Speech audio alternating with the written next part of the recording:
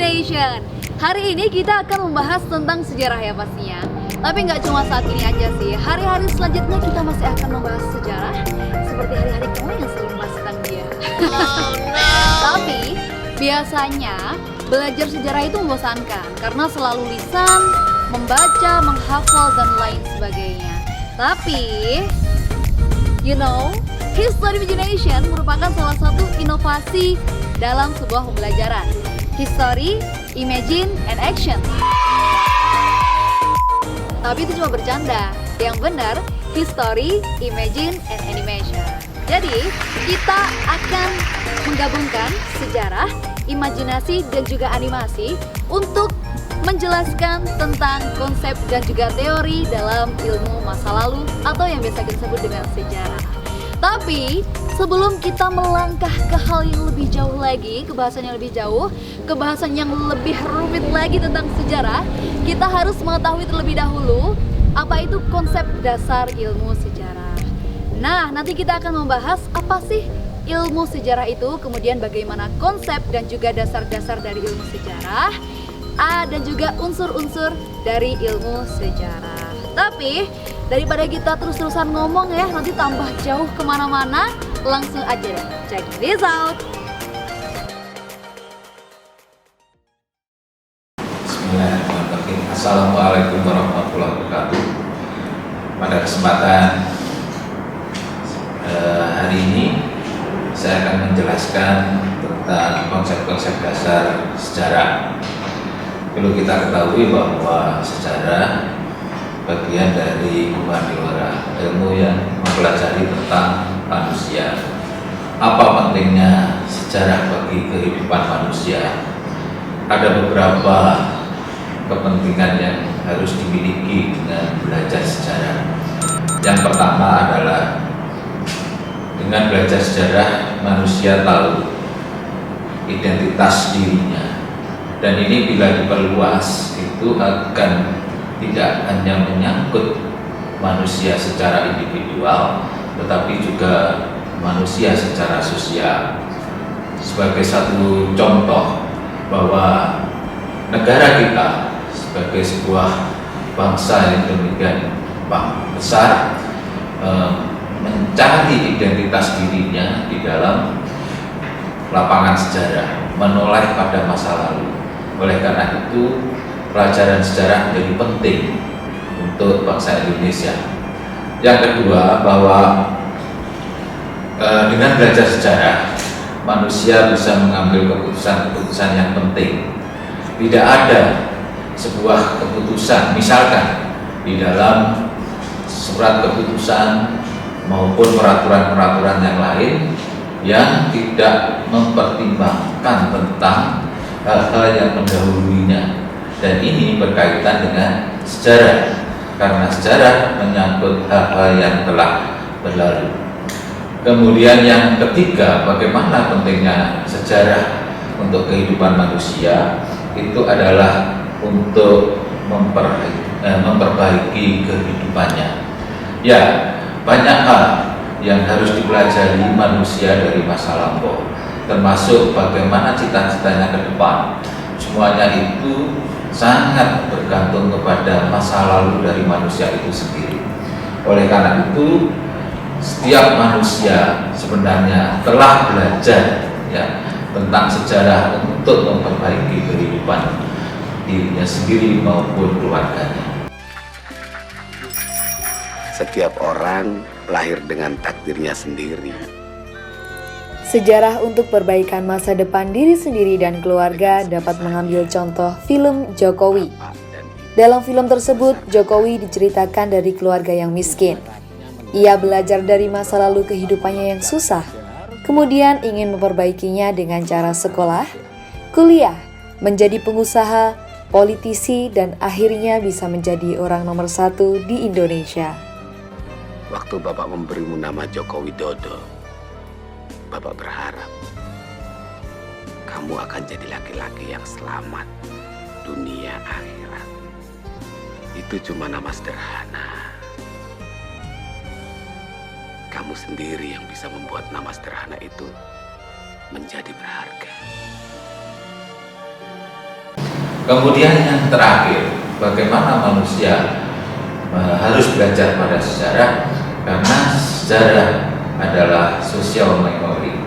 Artinya bahwa ingatan-ingatan kemasyarakatan itu menjadi penting bagi kehidupan masa kini dan masa depan.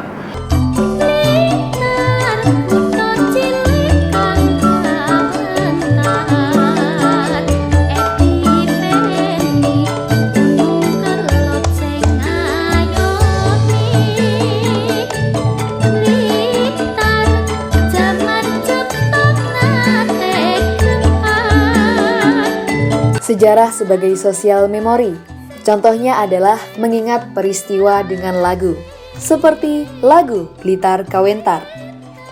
Selain itu, mengingat peristiwa dengan syair, seperti syair Tsunami Mentawai, di mana syair tersebut sebagai pengingat bahwa di masa lalu pernah terjadi tsunami di Mentawai, sehingga masyarakat Mentawai saat ini bisa waspada akan tanda-tanda terjadinya tsunami.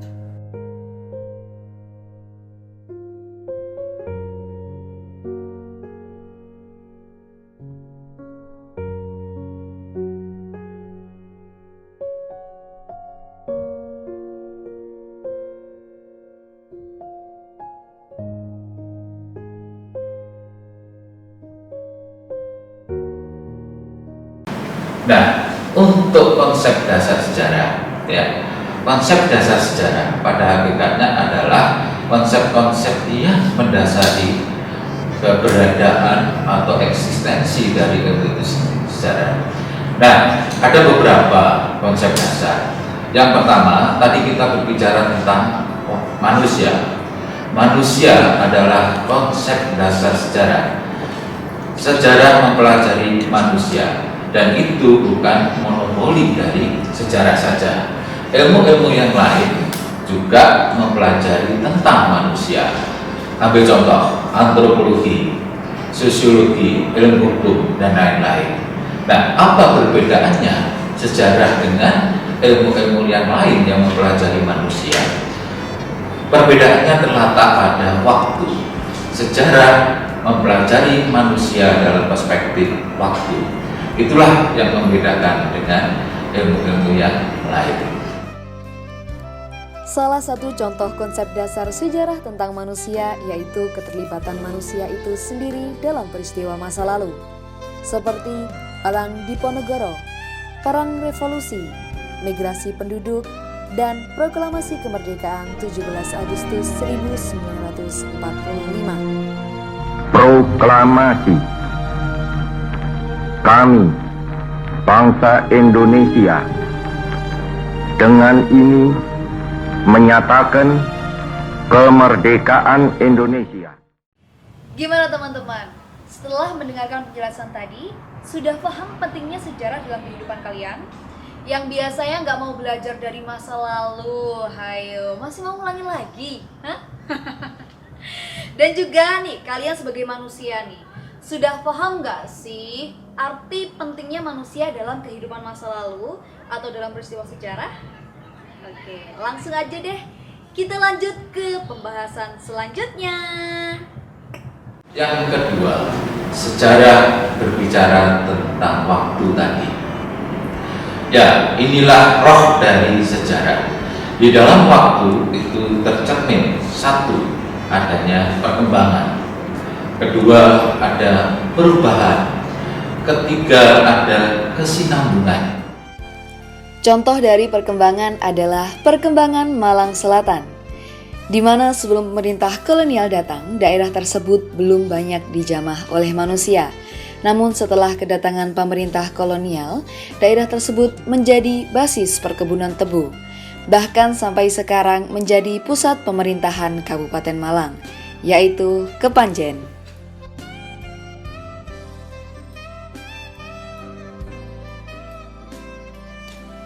Contoh dari perubahan adalah sejarah letusan Gunung Merapi Jogja, di mana secara material, kawah Gunung Merapi mengalami perubahan akibat letusan dari waktu ke waktu.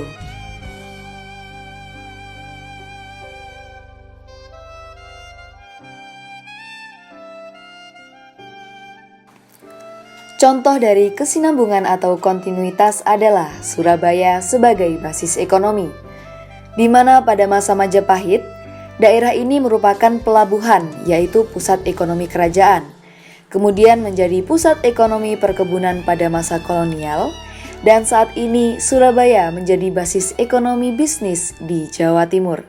Ya.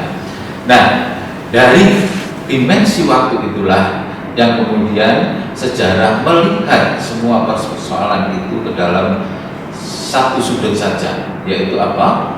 Perubahan dan kesinambungan.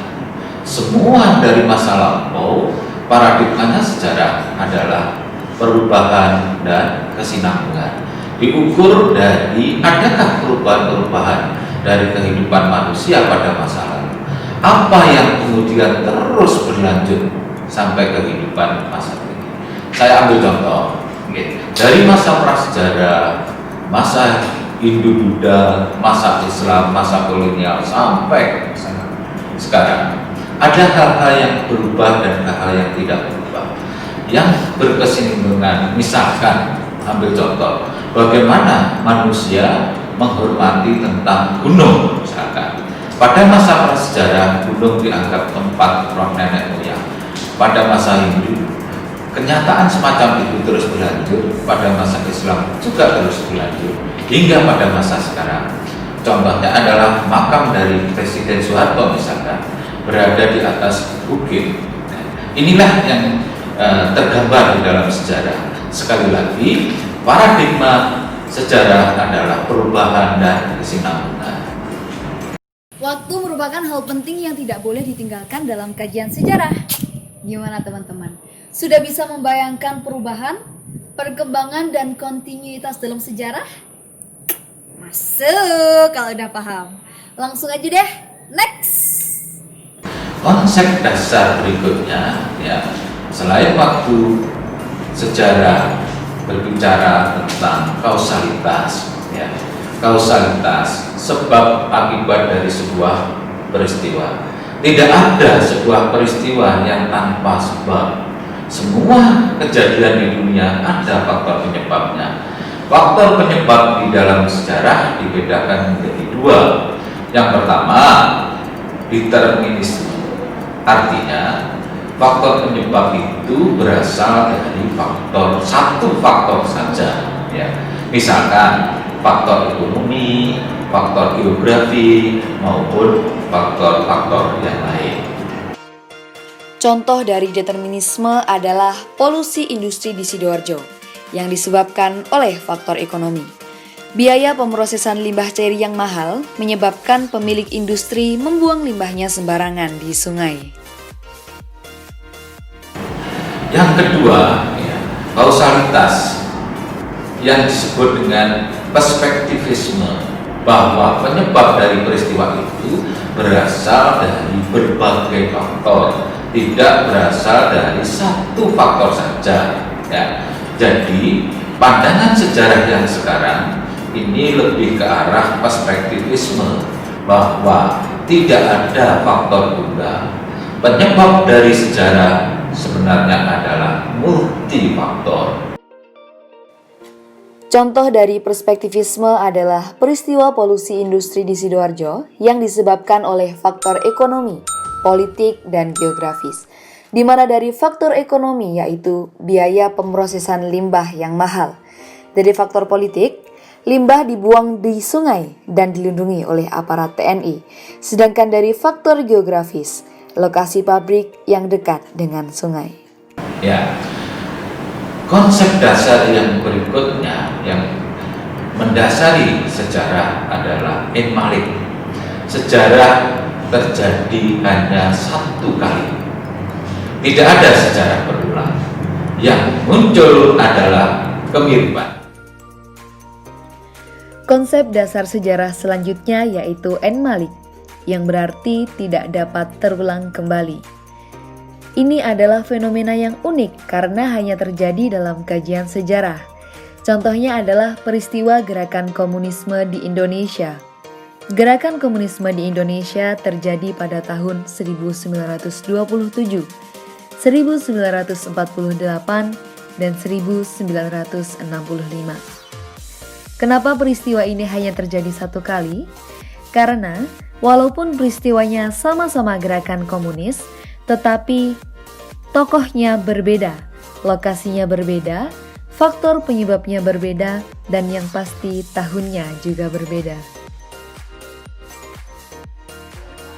Ayo, masih pada ingat kan apa itu kausalitas dalam sejarah? Udah pada ngantuk ya? Ayo dong melek, liatin aku aja biar gak ngantuk. Kalian juga masih ingat kan apa sih N Malik itu? N Malik loh ya, bukan Zen Malik. Langsung aja deh kita lanjut ke pembahasan selanjutnya. Faktor atau konsep yang berikutnya yang penting adalah peristiwa. Ya, peristiwa yang terjadi dalam kehidupan manusia. Meskipun di luar manusia sudah dipelajari, ya, tetapi ilmu sejarah mengkhususkan diri pada keterlibatan manusia dalam upayanya untuk melakukan interaksi, baik interaksi dengan sesamanya, dengan masyarakatnya, dan dengan lingkungan alamnya. Kita tahu kemudian sekarang muncul sejarah lingkungan. Apa artinya itu? Artinya manusia sebagai objek kajian sejarah berinteraksi dengan alam. Inilah yang menjadi kajian dalam berbagai peristiwa-peristiwa, banjir misalnya, atau peristiwa-peristiwa yang lain. Peristiwa di dalam sejarah dibedakan menjadi dua. Ya. Yang pertama adalah peristiwa istimewa dan yang kedua adalah peristiwa biasa. Peristiwa istimewa adalah peristiwa-peristiwa yang layak, ya, diangkat atau ditulis dalam sejarah. Sementara peristiwa-peristiwa biasa, ya, untuk sementara bisa ditinggalkan. Akan tetapi perlu mendapatkan catatan bahwa batasan antara peristiwa istimewa dan biasa itu tidak tegas, artinya bisa berubah. Istimewa bisa berubah menjadi biasa, sebaliknya yang peristiwa biasa bisa menjadi peristiwa istimewa. Apa dasarnya perubahan itu, atau faktor apa sebagai penyebab dari perubahan, ya, peristiwa itu?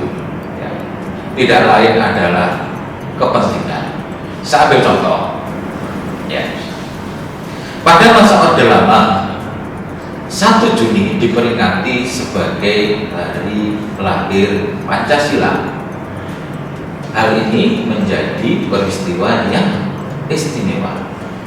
Tetapi kemudian pada masa Orde Baru, 1 Juni tidak lagi menjadi peristiwa istimewa, alias hanya peristiwa biasa. 1 Juni tidak lagi diperingati sebagai hari lahirnya Pancasila, tetapi kemudian berubah lagi. Pada saat reformasi hingga sekarang, setiap 1 Juni diperingati sebagai hari kesaktian Pancasila. Nah, kita bisa melihat di situ 1 Juni dari peristiwa istimewa bergerak berubah menjadi peristiwa biasa dan kemudian menjadi istimewa lagi.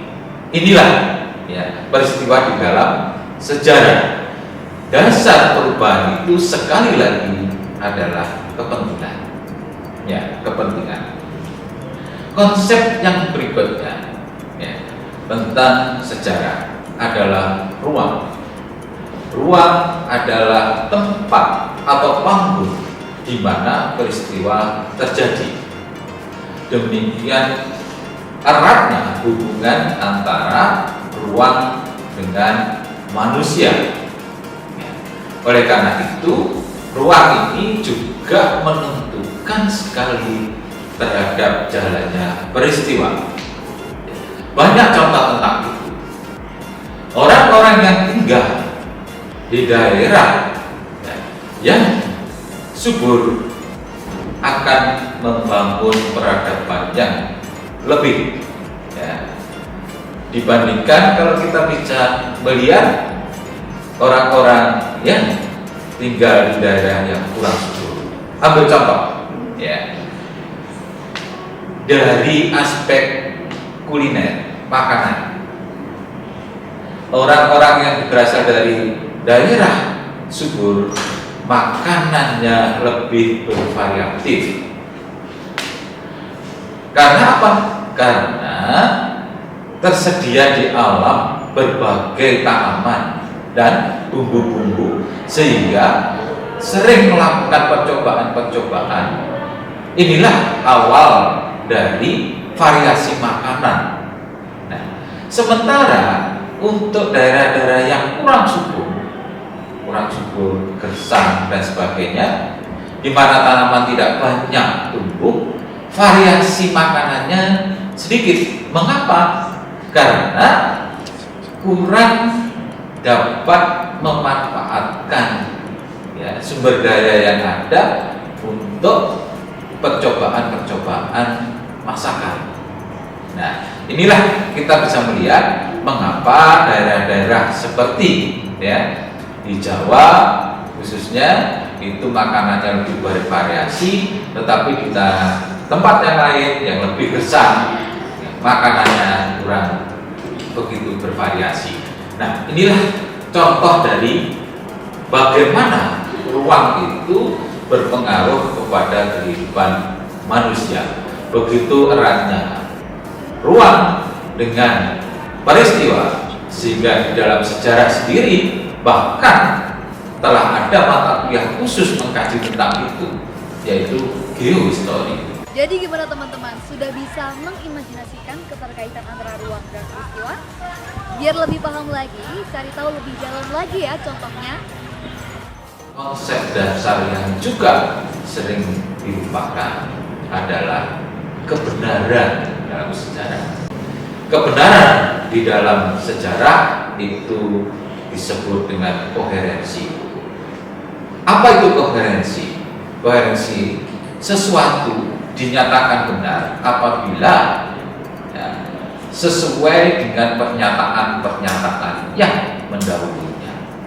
Sementara di ilmu alam muncul kebenaran jenis yang lain, yaitu korespondensi. Ya. Apa kebenaran korespondensi? Korespondensi adalah kebenaran apabila suatu pernyataan cocok dengan kenyataannya, dengan faktanya. Misalkan pernyataannya besi dipanaskan akan memuai, maka ketika dilakukan percobaan cocok bahwa besi dipanaskan akan memuai. Itulah kebenaran di dalam sejarah. Nah, inilah konsep dasar yang perlu kita catat di dalam sejarah, sehingga ketika kita menguasai konsep dasar itu, sebenarnya kita tidak perlu menghafal definisi sejarah. Demikianlah pembicaraan kita mengenai konsep dasar. Yang penting bahwa sekali lagi sejarah adalah ilmu yang khas, ilmu tentang manusia dalam perspektif waktu. Udah ngerti kan kebenaran dalam sejarah itu seperti apa? Tapi ingat, kebenarannya hakiki hanyalah milik Tuhan.